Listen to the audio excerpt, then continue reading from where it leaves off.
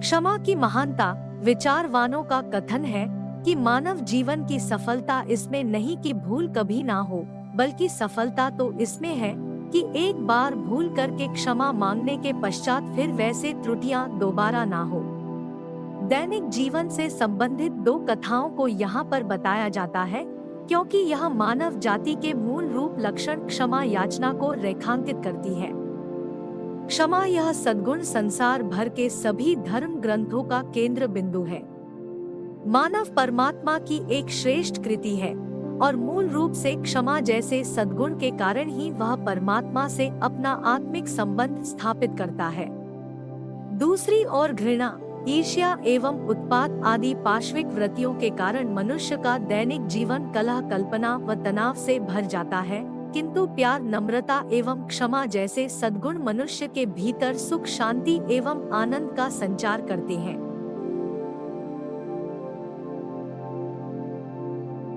कुछ वर्ष पहले मुंबई जैसे शहर में यह घटना घटित हुई। शहर के सीमा प्रांत में रामकृष्ण हेगड़े नाम का अमीर किसान रहता था। उसके पास कृषि भूमि, साबुन बनाने का कारखाना एवं अन्य कार्य और भी थे। वह अपनी पत्नी व 3 पुत्रों सहित अत्यंत आनंद पूर्वक जीवन निर्वाह करता था। उसके पास कई नौकर चाकर, कारें व ट्रैक्टर आदि थे। बड़े दोनों लड़के तो अपने पिता के व्यापार एवं कृषि कार्य में मदद करते थे, जबकि सबसे छोटा लड़का विद्या अध्ययन हेतु विद्यालय जाता था।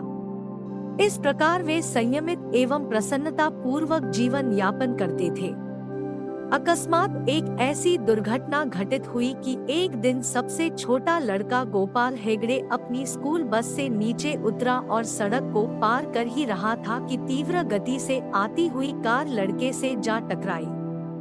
कार ड्राइवर ने लड़के को उठाया व जल्दी ही नजदीक के अस्पताल में ले गया, किंतु व्यर्थ। डॉक्टर ने लड़के को मृतक बतलाया। इसी मध्य स्कूल बस के ड्राइवर ने हेगड़े परिवार को इस दुखद समाचार की सूचना दी। गोपाल आयु में सबसे छोटा होने के कारण पूरे परिवार का स्नेह पात्र था। अपने प्रेम पूर्ण व्यवहार एवं सभ्य स्वभाव से उस लड़के ने पड़ोस व स्कूल में भी प्रत्येक का दिल जीता हुआ था। इस घटना से माता पिता को गहरा आघात पहुंचा, यहाँ तक कि बालक की माता तो अब चेतना विलुप्त थी। परिवार में चिल्लाने, सिसकियां भरने के अतिरिक्त कोई आवाज न थी। उनका प्यारा बच्चा किस भांति निर्दयता से छीन लिया गया था। इसी सोच में वह अब सदा खोए खोए रहते थे। पड़ोसी भी अत्यंत क्रोधित हुए, यही चाहते थे कि कार ड्राइवर को उचित दंड देना चाहिए। स्कूल अधिकारी भी अपनी तरफ से कठोर व्यवहार करने की योजना बना रहे थे। वास्तव में सभी गोपाल को मारने वाले ड्राइवर के पीछे हाथ धोकर लगे हुए थे।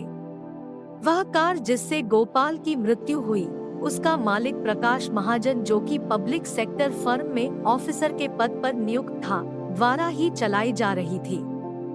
प्रकाश कार तो धीमी गति से चला रहा था, किंतु जो ही स्कूल बस बंद गली की मुख्य सड़क पर आई, त्यों ही वह सड़क पार करते हुए गोपाल को ना देख सका। प्रकाश महाजन स्वयं तो एक सम्माननीय नागरिक था, यहाँ तक कि वह और उसकी पत्नी दोनों ही अपने नेक विचारों एवं उदारता के कारण प्रसिद्ध थे। उनकी कोई संतान नहीं थी।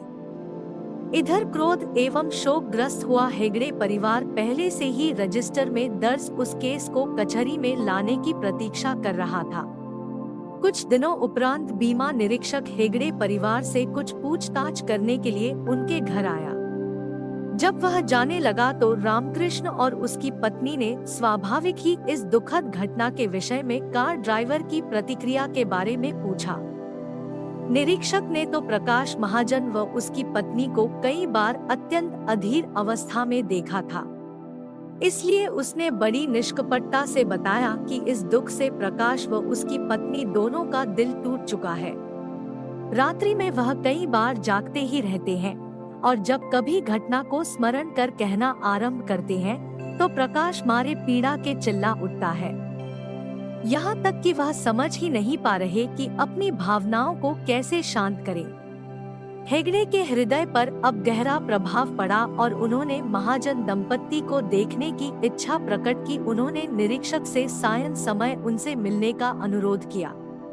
दूसरी ओर प्रकाश व उसकी पत्नी भी लड़के के माता-पिता से मिलने के लिए बेहद बेचैन थे। वह उन्हें अपने अंतरीव आर्त व्यथा कहना चाहते थे। सायंकाल को दोनों परिवार एकत्रित हुए एवं इस विषय में अनेकानेक बातें करने लगे। हेगड़े को अब प्रकाश महाजन द्वारा घटित वास्तविक घटना का बोध हुआ। प्रकाश के पास गत 8 वर्षों से गाड़ी चलाने का लाइसेंस था, किंतु इस समय सब प्रमाण उसके प्रतिकूल थे, क्योंकि वह अपना लाइसेंस खो चुका था एवं दंड का भागीदार था। वह भयभीत था कि यह सब कुछ अब उसके आचरण पर बुरा प्रभाव डालेगा। प्रकाश और उसकी पत्नी दोनों ने ही हेगड़े परिवार से इस असह्य नुकसान के लिए अपनी हार्दिक संवेदना व सांत्वना प्रकट की। उन्होंने व्यक्त किया कि वे जीवन भर ऐसी दुखद घटना को कभी ना भूल पाएंगे। यथार्थत उनकी दशा शोचनीय हो रही थी। उनके जाने के उपरांत हेगड़े काफी समय तक अपनी पत्नी से वार्तालाप करता रहा। यह सत्य बार बार उनके समक्ष आ रहा था कि महाजन दंपत्ति उनकी अपेक्षा अधिक पीड़ित व विचलित हो रहे हैं। उन्हें और अधिक दंड नहीं देना चाहिए। विपरीत इसके उन्हें मानसिक पीड़ा से बचाने के लिए उनसे प्रेम एवं स्नेहपूर्ण व्यवहार करना चाहिए। आखिर जब वह केस अदालत में पेश हुआ तो उन्होंने प्रकाश महाजन को दोषी न ठहराने के लिए जोर दिया। यह भी कहा कि मैं प्रकाश महाजन और उसकी पत्नी की भावनाओं का पूर्ण रूपेण वर्णन नहीं कर सकता। ऐसा सुनते ही महाजन दंपत्ति हेगड़े परिवार को अपनी कृतज्ञता प्रकट करने लगे। दोनों दंपत्ति परिवारों के नेत्रों से बह रही अश्रु धाराओं ने अन्य सबको भी धैर्य बंधाया। दोनों परिवार जीवन पर्यंत एक हो चुके थे। क्षमा ने विजय पाई। दूसरी कथा। यह घटना कई वर्ष पहले मथुरा शहर में घटित हुई थी। वहाँ पर कृपाल नामक एक अमीर व्यक्ति अपनी विवाह करने योग्य सुंदर कन्या सावित्री के साथ रहता था।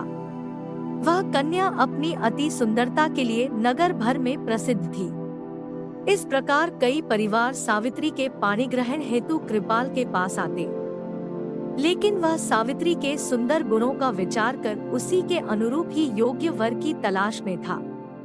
अन्य सभी उम्मीदवारों को छोड़कर पति पत्नी के मन में 3 योग्य व गुणवान नवयुवक थे, परंतु वे इन तीनों व्यक्तियों में निर्णय नहीं कर पा रहे थे। इसलिए उन्होंने अपने गुरुदेव से सब वृतांत कह सुनाया एवं उनके द्वारा बताए हुए पुरुष के साथ ही सावित्री का विवाह करने का निश्चय कर लिया।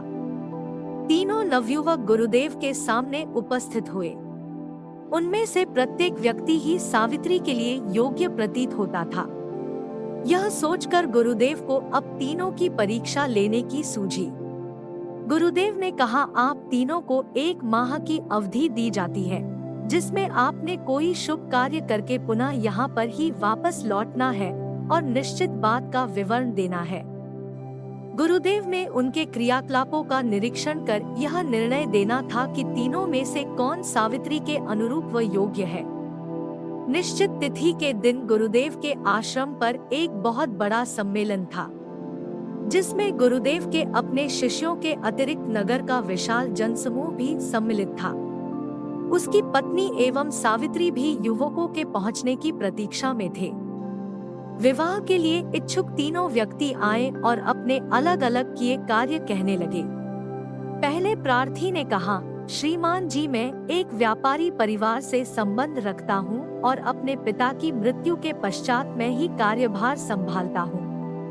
लेखा जोखा करते हुए यह पाया कि मेरे पिता ने किसी दूसरे व्यापारी से 20,000 की धनराशि उधार के रूप में ली थी। वह व्यापारी तो एक दुर्घटना में मर गया और उसके परिवार वालों को इस कार्य व्यवहार का तनिक भी ज्ञान न था। इस कारण वह धनराशि कभी भी लौटाई नहीं जा सकती थी। किंतु उस व्यापारी की विधवा पत्नी की ऐसी दयनीय दशा देखकर मैं स्वेच्छा से उसके पास गया और 20,000 रुपए ब्याज सहित उसे लौटा दिए। अब दूसरे निवेदक ने अपना कार्य कह सुनाया। महोदय, मैं अपने परिवार के कार्य हेतु एक जंगल में से गुजरता हुआ अन्य गांव की ओर जा रहा था। एकाएक मैंने निकट ही किसी व्यक्ति के चिल्लाने की आवाज सुनी। मैं उस तरफ भागा और देखा कि कुछ लुटेरे उस व्यक्ति के साथ दुर्व्यवहार कर रहे थे। यद्यपि मैं अकेला था और वह चारों व्यक्ति अत्यंत सुडौल व ताकतवर थे, फिर भी मैंने खाली हाथों ही उन पर आक्रमण करने में संकोच ना किया। उन्होंने मेरे सिर पर जोरदार प्रहार किया और मुझे जख्मी कर दिया, परंतु अब भयभीत हुआ वह लुटेरों का समूह वहां से भाग खड़ा हुआ। इस तरह मैंने अपने जीवन को खतरे में डालकर भी दूसरे की रक्षा की। अब तीसरे प्रार्थी ने अपनी बात इस प्रकार कह सुनाई। श्रीमान जी, एक दिन मैं अपने शहर के निकट ही पहाड़ियों पर चल रहा था। अचानक ही मैं उस पहाड़ी के किनारे आ पहुंचा। मैंने क्या देखा कि मेरा एक अति दुष्ट शत्रु वहां आराम कर रहा था और गहन निद्रा के कारण किनारे से नीचे गिरने वाला था। आज अगर वह नीचे खिसक जाता तो अवश्य ही मृत्यु को प्राप्त हो जाता। ऐसी विकट परिस्थिति में मैंने उसे जगाया और एक तरफ होने के लिए कहा। गहरी नींद से जागने पर कुछ समय तो वह व्याकुल रहा, किंतु जो ही उसे मेरे द्वारा किए महान कार्य का पता चला, वह मेरे पैरों पर गिरकर क्षमा मांगने लगा। मैंने भी उसे गले लगाया और हमारी शत्रुता का सदा के लिए अंत हो गया। अब जैसे ही तीनों व्यक्तियों ने अपने किए भले कार्यों का वर्णन किया तो गुरुदेव अपने श्रद्धालुओं की ओर मुड़े और उनसे इस संकलन के विषय में पूछा।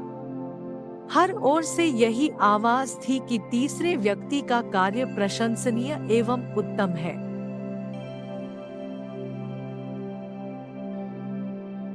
गुरुदेव ने अपना निर्णय इस प्रकार आरंभ किया।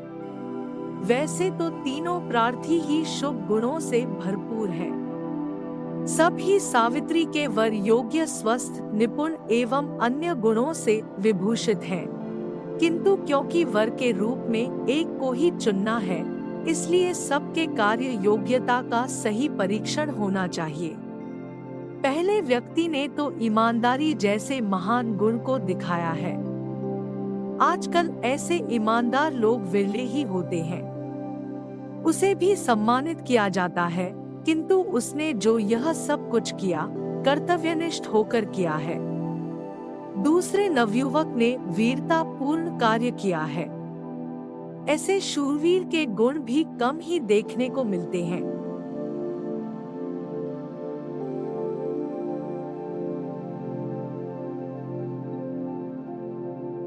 उसने वही कार्य किया जो एक व्यक्ति को करना चाहिए।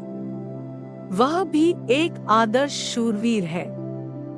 लेकिन तीसरे प्रार्थी ने तो एक विशिष्ट कार्य किया है। उसने अपने अति दुष्ट शत्रु को नव जीवन दिया, जबकि एक साधारण व्यक्ति ऐसा कार्य करने की क्षमता ही नहीं रखता। क्षमा जैसा महान गुण तो केवल पवित्र आत्मा के भीतर ही उत्पन्न होता है। जो भी व्यक्ति ऐसे महान गुण का आचरण करता है, वह स्वयं ही ईश्वरीय रूप बन जाता है। सावित्री भी अब इस नवयुवक को वरमाला पहनाकर अत्यंत प्रसन्न थी। कथा में लिखा है कि वह अपने वीर, ईमानदार व नेक संतान सहित प्रसन्नता पूर्वक जीवन यापन करने लगे।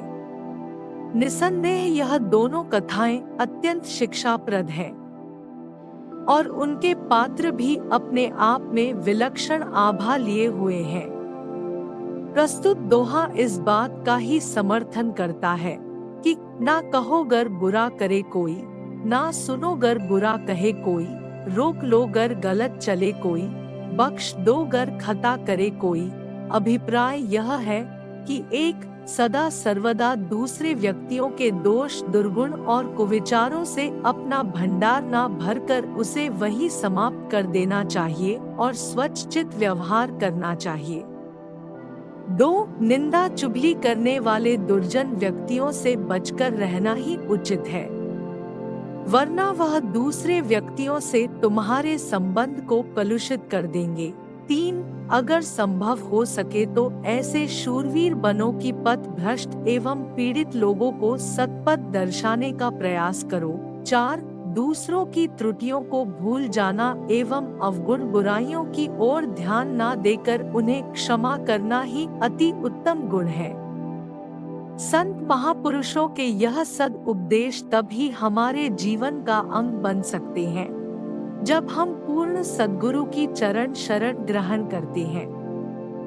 इस प्रकार सच्ची श्रद्धा, निष्कपट प्रेम, क्षमा, दया एवं सुदृढ़ विश्वास को हृदय में बसाकर मालिक के साथ एक रूप हो जाते हैं। ओम शांति।